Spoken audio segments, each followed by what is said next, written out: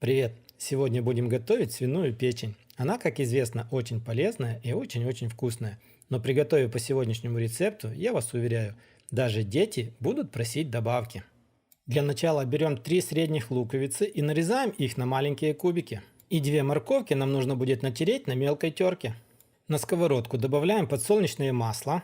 Далее отправляем полностью весь лук, который нарезали на небольшие кубики. И лук нам нужно будет обжарить до золотистого цвета. Когда лук уже будет обжарен, в эту же сковородку к луку отправляем полностью всю натертую морковку.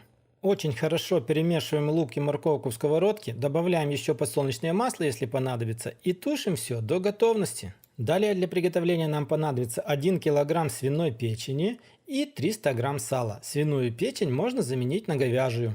Затем берем нож и в начале сала нужно нарезать на небольшие кубики, а затем точно так же на небольшие кубики или полоски, как у вас получится, нарезаем полностью всю печень. Дальше, друзья, берем понемногу и отправляем поочередно сало и печень в блендер, для того, чтобы все хорошо перемолоть до однородного состояния. Смотрите, если у вас нету блендера, это все можно будет сделать с помощью мясорубки, но с мелкой решеткой.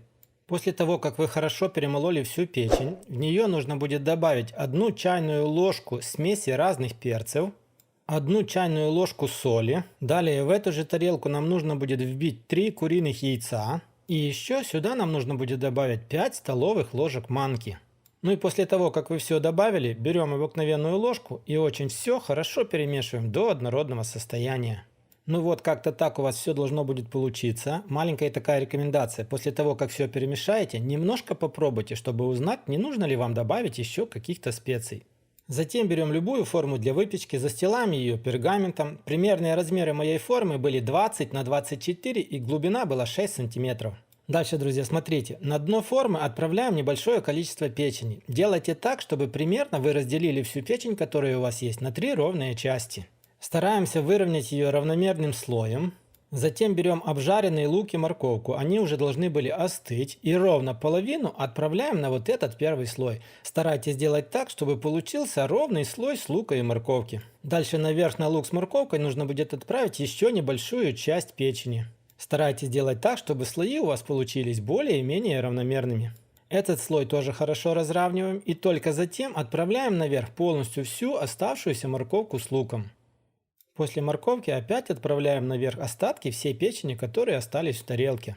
Затем верхний слой нужно будет хорошо выровнять, и только после этого отправляем все в разогретую духовку до 200 градусов от 45 минут до часа времени. Смотрите, время выпечки зависеть будет от вашей духовки, так что за временем следите по своей духовке. Итак, у меня в духовке все простояло ровно 1 час, и вот такая вот необычная красота у нас получилась. Вначале я отрезал небольшой кусочек с краю формы для того, чтобы убедиться, что все хорошо пропеклось. Но в итоге, друзья, блюдо превзошло все мои ожидания. У меня есть маленькая дочь, ей 11 лет. Так вы знаете, что детей в таком возрасте заставить что-то скушать – это очень большая проблема. Но это блюдо она сама просила добавки. Кто-то назовет это печеночный пирог, кто-то назовет это запеканка из печени. Я же назову, друзья, это печеночный паштет. Что ж, друзья, если вам понравилось, оцените видео лайком. Если не понравилось, пишите в комментариях, что именно я делал не так. Может, вы добавите еще какие-то изменения. В следующий раз получится еще вкуснее. Посмотрите, пожалуйста, еще один ролик. Тоже его оценивайте комментарием или лайком. Ну а мы с вами, как всегда, встретимся в новых видео на канале Аппетитная кухня. Всем пока, всем до скорых встреч!